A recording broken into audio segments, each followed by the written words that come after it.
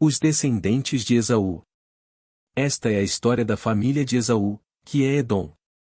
Esaú casou-se com mulheres de Canaã, com Ada, filha de Elon, o Hitita, e com Olibama, filha de Aná e neta de Zibeão, o Heveu. E também com Basemate, filha de Ismael e irmã de Nebaiote. Ada deu a Esaú um filho chamado Elifaz, o Basemate deu-lhe Reuel. E Olibama deu-lhe Jeús, Jalão e Corá. Esses foram os filhos de Esaú que lhe nasceram em Canaã. Esaú tomou suas mulheres, seus filhos e filhas e todos os de sua casa, assim como os seus rebanhos, todos os outros animais e todos os bens que havia adquirido em Canaã, e foi para outra região, para longe do seu irmão Jacó. Os seus bens eram tantos que eles já não podiam morar juntos, a terra onde estavam vivendo não podia sustentá-los, por causa dos seus rebanhos. Por isso Esaú, que é Edom, fixou-se nos montes de Seir. Este é o registro da descendência de Esaú, pai dos Edomitas, nos montes de Seir. Estes são os nomes dos filhos de Esaú. Elifaz, filho de Ada, mulher de Esaú, e Reuel, filho de Basemate, mulher de Esaú. Estes foram os filhos de Elifaz: Temã, Omar, Zefo, Gaetã e Kenaz. Elifaz, filho de Esaú, tinha uma concubina chamada Timna, que lhe deu um filho chamado Amaleque. Foram esses os netos de Ada, mulher de Esaú. Estes foram os filhos de Reuel: Naate, Zerá, Samá e Mizá. Foram esses os netos de Basemate, mulher de Esaú. Estes foram os filhos de Olibama, mulher de Esaú, filha de Aná e neta de Zibeão, os quais ela deu a Esaú: Jeús, Jalão e Corá. Foram estes os chefes dentre os descendentes de Esaú. Os filhos de Elifaz, filho mais velho de Esaú: Temã, Omar, Zefo, Kenaz, Corá, Gaetã e Amaleque. Foram esses os chefes descendentes de Elifaz em Edom, ou eram netos de Ada. Foram estes os filhos de Reuel, filho de Esaú. Os chefes Naate, Zerá, Samá e Mizá. Foram esses os chefes descendentes de Reuel em Edom, ou netos de Basemate, mulher de Esaú. Foram estes os filhos de Olibama, mulher de Esaú. Os chefes de Uz, Jalão e Corá. Foram esses os chefes descendentes de Olibama, mulher de Esaú, filha de Aná. Foram esses os filhos de Esaú, que é Edom, e esses foram os seus chefes. Estes foram os filhos de Seir, o Oreu, que estavam habitando aquela região: Lotã, Sobal, Zibeão e Aná.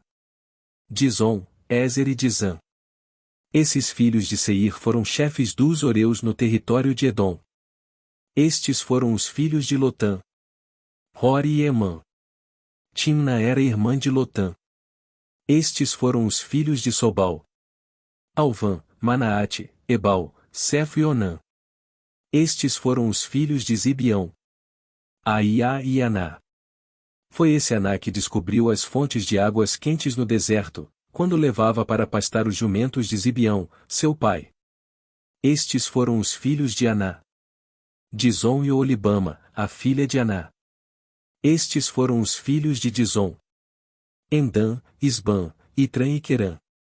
Estes foram os filhos de Ézer: Bilã, Raavã e Acã. Estes foram os filhos de Dizã: Uz e Arã. Estes foram os chefes dos Oreus: Lotã, Sobal, Zibeão, Aná. Dizon, Ézer e Dizã. Esses foram os chefes dos Oreus, de acordo com as suas divisões tribais na região de Seir. Os chefes de Edom. Estes foram os reis que reinaram no território de Edom antes de haver rei entre os israelitas. Belá, filho de Beor, reinou em Edom. Sua cidade chamava-se Dinabá.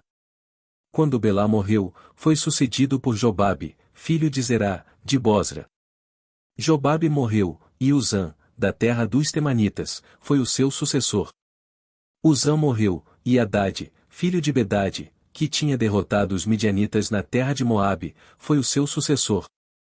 Sua cidade chamava-se Avite. Hadade morreu, e Samlá de Masreca foi o seu sucessor. Samlá morreu, e Saul, de Reobote, próxima ao Eufrates, foi o seu sucessor. Saul morreu, e Baal-Anã, filho de Acbor, foi o seu sucessor. Baal-Anã, filho de Acbor, morreu, e Hadade foi o seu sucessor. Sua cidade chamava-se Paú, e o nome de sua mulher era Metabel, filha de Matrede, neta de Mesaabe. Estes foram os chefes descendentes de Esaú, conforme os seus nomes, clãs e regiões: Oolibama, Elá, Pinom, Kenais, Temã, Mibzar, Timna, Alva, Getete, Magdiel e Irã. Foram esses os chefes de Edom, cada um deles fixou-se numa região da terra que ocuparam. Os edomitas eram descendentes de Esaú. O sonho de José. Jacó habitou na terra de Canaã, onde seu pai tinha vivido como estrangeiro. Esta é a história da família de Jacó. Quando José tinha 17 anos, pastoreava os rebanhos com os seus irmãos. Ajudava os filhos de Bila e os filhos de Zilpa, mulheres de seu pai, e contava ao pai a má fama deles. Ora, Israel gostava mais de José do que de qualquer outro filho, porque lhe havia nascido em sua velhice, por isso mandou fazer para ele uma túnica longa. Quando os seus irmãos viram que o pai gostava mais dele do que de qualquer outro filho, odiaram-no e não conseguiam falar com ele amigavelmente. Certa vez, José teve um sonho e, quando o contou a seus irmãos, eles passaram a odiá-lo ainda mais.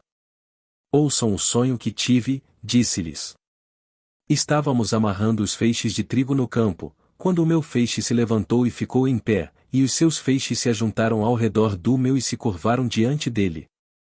Seus irmãos lhe disseram: então você vai reinar sobre nós? Quer dizer que você vai nos governar? E o odiaram ainda mais, por causa do sonho e do que tinha dito. Depois teve outro sonho e o contou aos seus irmãos: e tive outro sonho, e desta vez o sol, a lua e 11 estrelas se curvavam diante de mim. Quando o contou ao pai e aos irmãos, o pai o repreendeu e lhe disse: que sonho foi esse que você teve? Será que eu, sua mãe, e seus irmãos viremos a nos curvar até o chão diante de você? Assim seus irmãos tiveram ciúmes dele, o pai, no entanto, refletia naquilo. José é vendido pelos irmãos. Os irmãos de José tinham ido cuidar dos rebanhos do pai, perto de Siquém. E Israel disse a José: como você sabe, seus irmãos estão apacentando os rebanhos perto de Siquém. Quero que você vá até lá. Sim, senhor, respondeu ele. Disse-lhe o pai: vá ver se está tudo bem com os seus irmãos e com os rebanhos, e traga-me notícias. Jacó o enviou quando estava no vale de Hebrom. Mas José se perdeu quando se aproximava de Siquém. Um homem o encontrou vagueando pelos campos e lhe perguntou: que é que você está procurando? Ele respondeu: procuro meus irmãos. Pode me dizer onde eles estão apacentando os rebanhos? Respondeu o homem: eles já partiram daqui. Eu os ouvi dizer: vamos para Dotã. Assim José foi em busca dos seus irmãos e os encontrou perto de Dotã. Mas eles o viram de longe e, antes que chegasse, planejaram matá-lo. Lá vem aquele sonhador, diziam uns aos outros. É agora. Vamos matá-lo e jogá-lo num destes poços, e diremos que um animal selvagem o devorou. Veremos então o que será dos seus sonhos. Quando Ruben ouviu isso, tentou livrá-lo das mãos deles, dizendo: não lhe tiremos a vida. E acrescentou: não derramem sangue. Joguem-no naquele poço no deserto, mas não toquem nele. Ruben propôs isso com a intenção de livrá-lo e levá-lo de volta ao pai. Chegando José, seus irmãos lhe arrancaram a túnica longa. Agarraram-no e o jogaram no poço, que estava vazio e sem água. Ao se assentarem para comer, viram ao longe uma caravana de ismaelitas que vinha de Gileade. Seus camelôs estavam carregados de especiarias, bálsamo e mirra, que eles levavam para o Egito. Judá disse então a seus irmãos: que ganharemos se matarmos o nosso irmão e escondermos o seu sangue? Vamos vendê-lo aos ismaelitas. Não tocaremos nele, afinal é nosso irmão, é nosso próprio sangue. E seus irmãos concordaram. Quando os mercadores ismaelitas de Midian se aproximaram, seus irmãos tiraram José do poço e o venderam por 20 peças de prata aos ismaelitas, que o levaram para o Egito. Quando Rúben voltou ao poço e viu que José não estava lá, rasgou suas vestes. E, voltando a seus irmãos, disse: O jovem não está lá. Para onde irei agora? Então eles mataram um bode, mergulharam no sangue a túnica de José. E a mandaram ao pai com este recado: Achamos isto. Veja se é a túnica de teu filho. Ele a reconheceu e disse: É a túnica de meu filho. Um animal selvagem o devorou. José foi despedaçado. Então Jacó rasgou suas vestes, vestiu-se de pano de saco e chorou muitos dias por seu filho. Todos os seus filhos e filhas vieram consolá-lo, mas ele recusou ser consolado, dizendo: Não. Chorando descerei à sepultura para junto de meu filho. E continuou a chorar por ele. Nesse meio tempo, no Egito, os midianitas venderam José a Potifar, oficial do faraó e capitão da guarda. Judá e Tamar. Por essa época, Judá deixou seus irmãos e passou a viver na casa de um homem de Adulão, chamado Irá. Ali Judá encontrou a filha de um cananeu chamado Suá e casou-se com ela. Ele a possuiu. Ela engravidou e deu à luz um filho, ao qual ele deu o nome de Ir. Tornou a engravidar, teve um filho e deu-lhe o nome de Onã. Quando estava em Quisibe, ela teve ainda outro filho e chamou-o Selá. Judá escolheu uma mulher chamada Tamar para Ir, seu filho mais velho. Mas o Senhor reprovou a conduta perversa de Ir, filho mais velho de Judá, e por isso o matou. Então Judá disse a Onã: Case-se com a mulher do seu irmão, cumpra as suas obrigações de cunhado para com ela e dê uma descendência a seu irmão. Mas Onã sabia que a descendência não seria sua, ou assim, toda vez que possuía a mulher do seu irmão, derramava o sêmen no chão para evitar que seu irmão tivesse descendência. O Senhor reprovou o que ele fazia, e por isso o matou também. Disse então Judá a sua nora Tamar: Mor como viúva na casa de seu pai até que o meu filho Selá cresça, porque temia que ele viesse a morrer, como os seus irmãos. Assim Tamar foi morar na casa do pai. Tempos depois morreu a mulher de Judá, filha de Suá. Passado o luto, Judá foi ver os tosqueadores do seu rebanho em Timna com o seu amigo Irá, o Adulamita. Quando foi dito a Tamar: Seu sogro está a caminho de Timna para tosquear suas ovelhas. Ela trocou suas roupas de viúva, cobriu-se com um véu para se disfarçar e foi sentar-se à entrada de Enaim, que fica no caminho de Timna. Ela fez isso porque viu que, embora Selá já fosse crescido, ela não lhe tinha sido dada em casamento. Quando a viu, Judá pensou que fosse uma prostituta, porque ela havia encoberto o rosto. Não sabendo que era sua nora, dirigiu-se a ela, à beira da estrada, e disse: Venha cá, quero deitar-me com você. Ela lhe perguntou: O que você me dará para deitar-se comigo? Disse ele: Eu lhe mandarei um cabritinho do meu rebanho. E ela perguntou: Você me deixará alguma coisa como garantia até que o mande? Disse Judá: Que garantia devo dar-lhe? Respondeu ela: O seu selo com o cordão, e o cajado que você tem na mão. Ele os entregou e a possuiu, e Tamar engravidou dele. Ela se foi, tirou o véu e tornou a vestir as roupas de viúva. Judá mandou o cabritinho por meio de seu amigo Adulamita, a fim de reaver da mulher sua garantia, mas ele não a encontrou.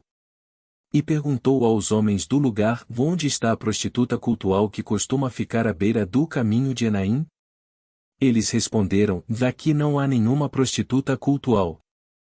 Assim ele voltou a Judá e disse: Não a encontrei. Além disso, os homens do lugar disseram que lá não há nenhuma prostituta cultual. Disse Judá: Fique ela com o que lhe dei. Não quero que nos tornemos objeto de zombaria. Afinal de contas, mandei a ela este cabritinho, mas você não a encontrou. Cerca de 3 meses mais tarde, disseram a Judá: Sua nora Tamar prostituiu-se, e na sua prostituição ficou grávida. Disse Judá: Tragam-na para fora e queimem-na viva.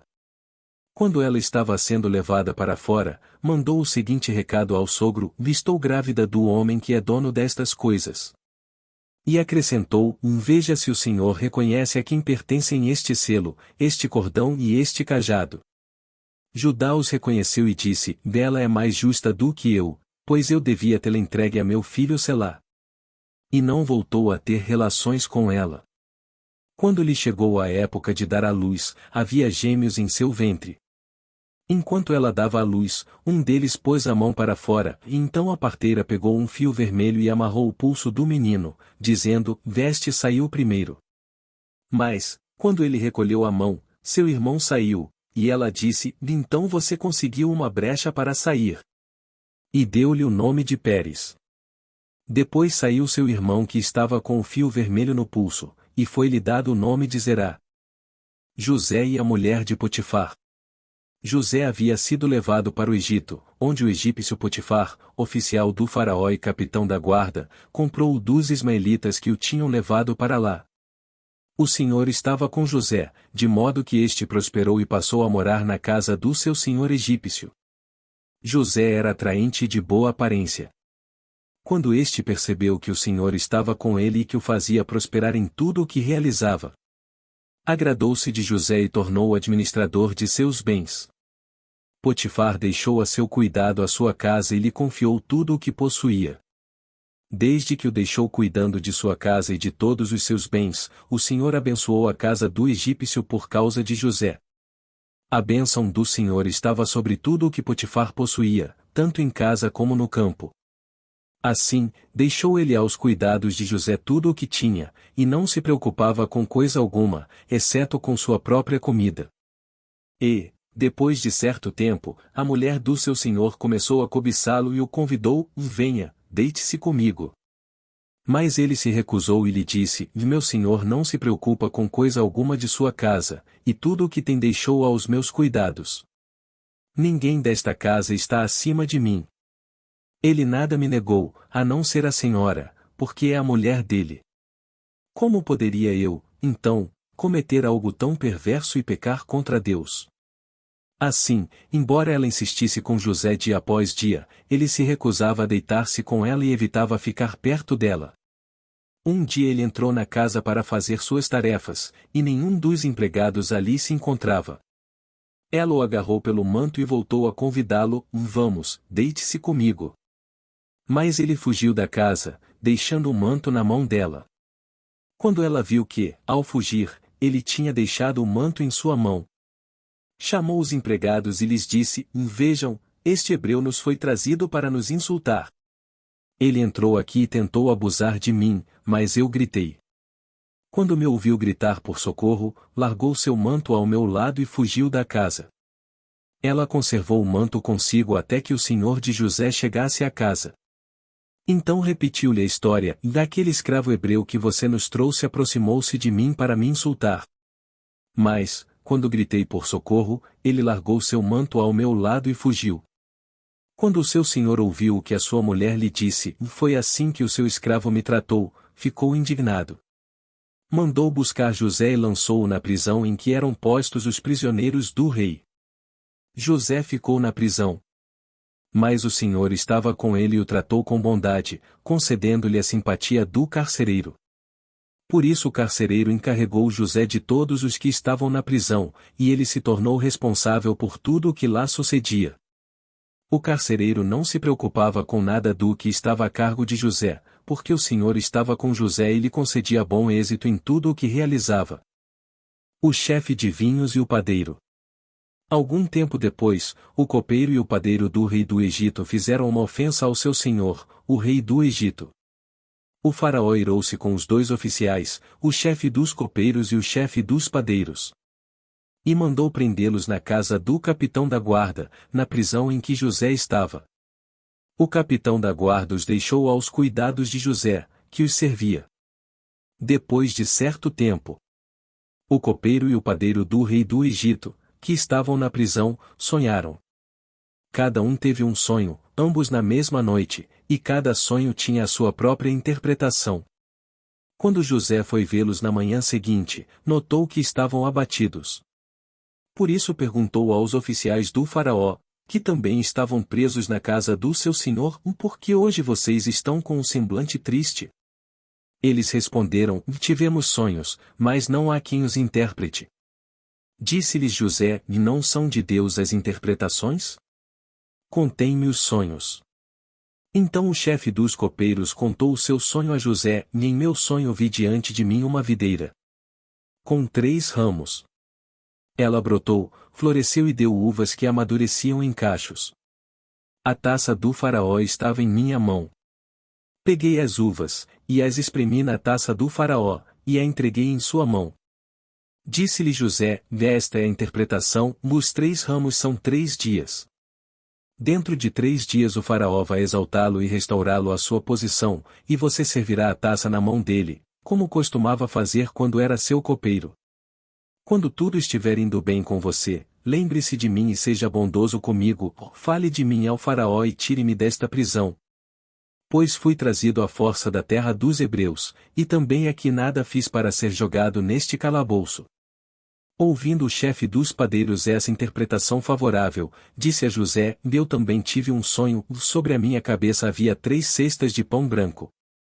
Na cesta de cima havia todo tipo de pães e doces que o faraó aprecia, mas as aves vinham comer da cesta que eu trazia na cabeça. E disse José, esta é a interpretação, as 3 cestas são 3 dias. Dentro de 3 dias o faraó vai decapitá-lo e pendurá-lo numa árvore. E as aves comerão a sua carne. 3 dias depois era o aniversário do faraó, e ele ofereceu um banquete a todos os seus conselheiros. Na presença deles reapresentou o chefe dos copeiros e o chefe dos padeiros. Restaurou a sua posição o chefe dos copeiros, de modo que ele voltou a ser aquele que servia a taça do faraó. Mas ao chefe dos padeiros mandou enforcar, como José lhes dissera em sua interpretação. O chefe dos copeiros, porém, não se lembrou de José, ao contrário, esqueceu-se dele.